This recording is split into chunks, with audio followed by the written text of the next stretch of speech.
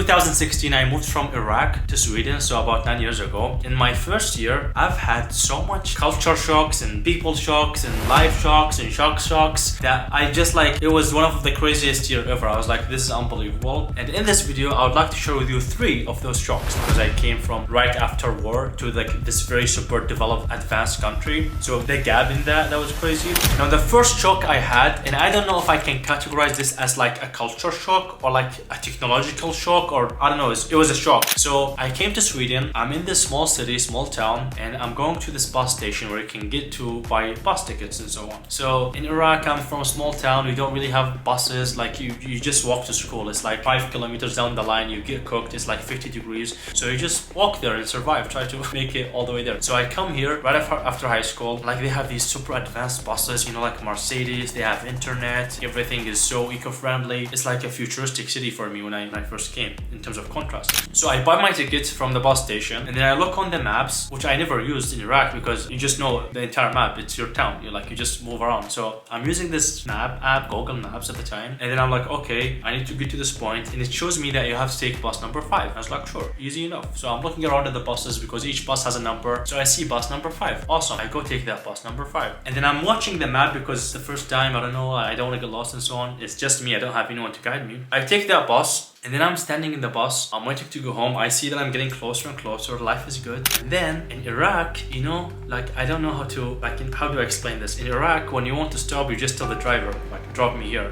Have you seen the meme, you know, like decrease me here, you know, download me there, put me down or something. Okay, decrease me there. What? No, leave me alone. Put me down.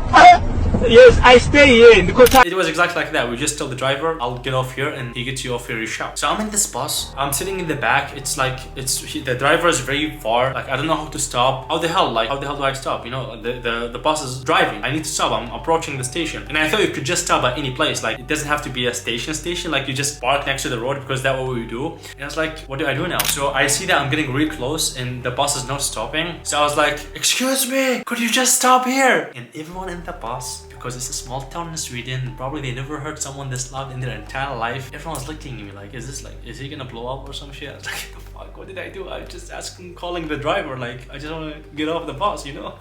No one was looking at me, and then I went, like, he did not hear me because he's far. So I went and I tapped on his shoulder to talk to him, and he was like, you know, like, he was like shocked that I'm talking to him while driving in this way. He was like, nobody ever talked to him in his life probably this way. And I was like, how do I get off?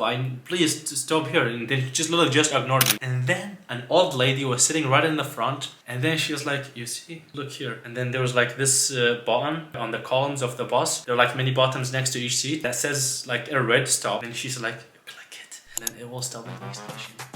And the reason I did not click this stop button because it was red, and for me red is danger. Like if you froze it, maybe it's an emergency. Like I thought it's a red stop button. Like you only stop it when it's like you press it when it's like some emergency. I don't know, that's what I thought. She just pressed it, and then the bus stops, and then everyone's looking at me, and I'm like, I just want to dig a grave and put myself inside, and I just walked like really sweating, getting off the bus. And then I never took that bus again because for like a week I had to like just gather all the embarrassment to get away from it and so on. That was really shocking for me. It was an absolute culture shock. Thank you to that grandma who helped me open the bus. If you were watching this, or if you're still alive, I love you. In Swedish we would say,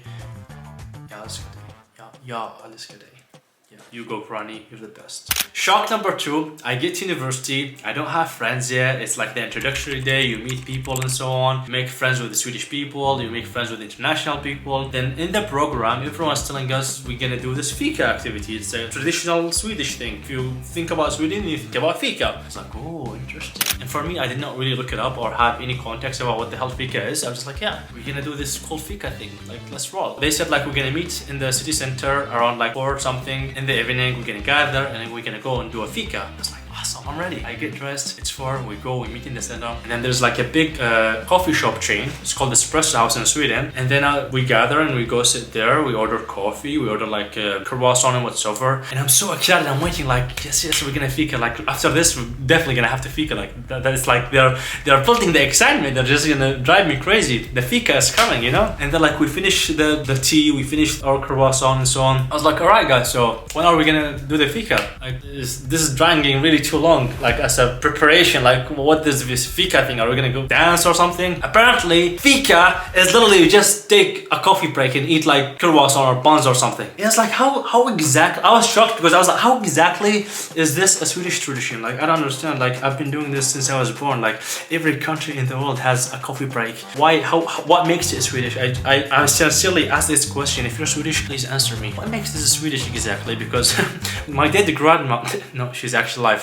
My grandma like make us cookies and coffees and tea and so on. And we've been doing this everywhere, like all over the world. So how is it Swedish exactly? So I was shocked that this entire hype, this entire, I don't know, built up for like to just sit and eat cookies and drink tea. That was disappointing. Like you're an amazing country. You have a lot of cool things, you know, like all these awesome companies, IKEA, Volvo, Sony Ericsson. Why don't you make a culture around that instead of like this FIKA thing? Like the entire world does FIKA, you know, even dead people do FIKA. Like come on, you can do better. So that was shocking for me. But aside from the point, it was fun to just chat and sit with the friends and meet people and talk and have coffee and so on. The third culture shock, I don't know. Actually, I don't know if these are culture shocks. I'm just saying culture shocks because it just makes sense that because I got to experience them in Sweden. So this thing is, what I got shocked is Swedish people are actually very nice and friendly, but sometimes you feel like this is only on the surface. Like if you think about it deeply, some of them are actually very racist. Like maybe some people will hate on this video, but it's just the truth. Like they will help you in the street, they'll be very friendly with you, they'll be very kind. But then like if you go maybe to the comments section, you will see crazy racist comments and hate and all of that. And of course, not all of people are like that. A lot of Swedish people are like the most adorable, friendly people. It's like they're animated, like they're from some scripted movie that you just scripted. I have friends who are like the most generous, nice, kind people you could possibly imagine. So the story goes like this. This is where I found out that it's kind of weird. What the fuck? So I wanted to be a pilot when I first came to Sweden. So I see this opening day in Västerås, a city close to Stockholm, where there's like an academy, a flight academy where I can just go and try to go to the open day and learn about flying and so on. I was like, awesome, this is amazing. I take the train there. It's like 4 hours or something. Then from the station, I have to take a bus to the hotel because it's like an airport or something that where you train. So it's a bit far from the city. So I take the bus. I take the wrong stop at the end of the road, and then the bus dropped me like 2 kilometers away from the academy or something. I get off the bus. It's night. It's super cold. Then I go to the hotel where I was booking close to the academy, and then I have my booking, but nobody's at the reception. It's closed. There's literally nothing. Like nobody, no desk.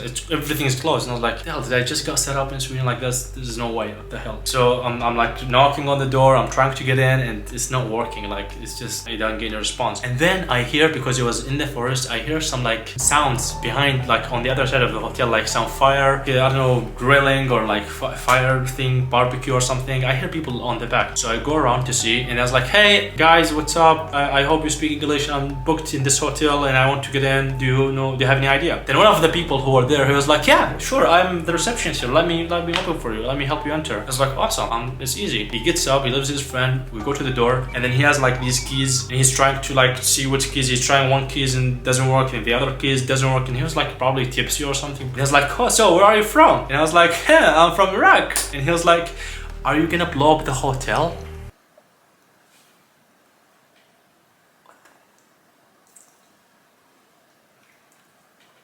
And guess what I said? Being me, I did not get offended actually. I was like, we'll see in the morning. And his face was the craziest thing ever. He literally is like,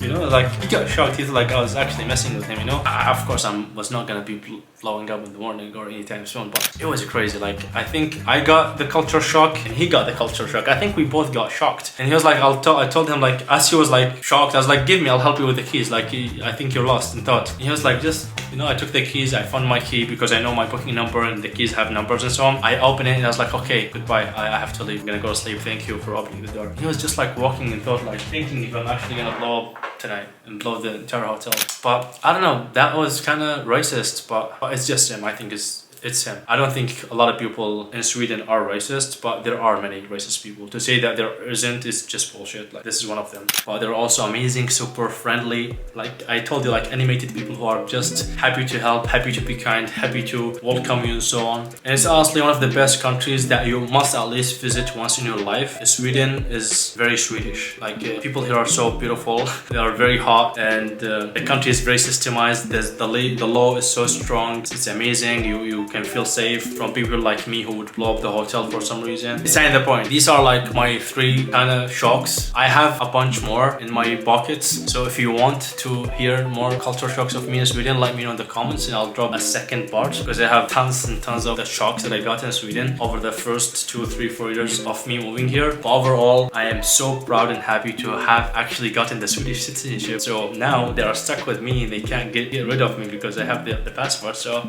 Sweden, you see this? I love you. Thank you for giving me the passport. You're stuck with me. Now I am your problem. So don't forget to subscribe. Yeah, let's get it, and I'll see you in the next video. Peace out. Oh shit! I did not know. Oh my god. That was right head with the knee. I did not know. I will hit the table like this. Shit. That was an IKEA culture shock.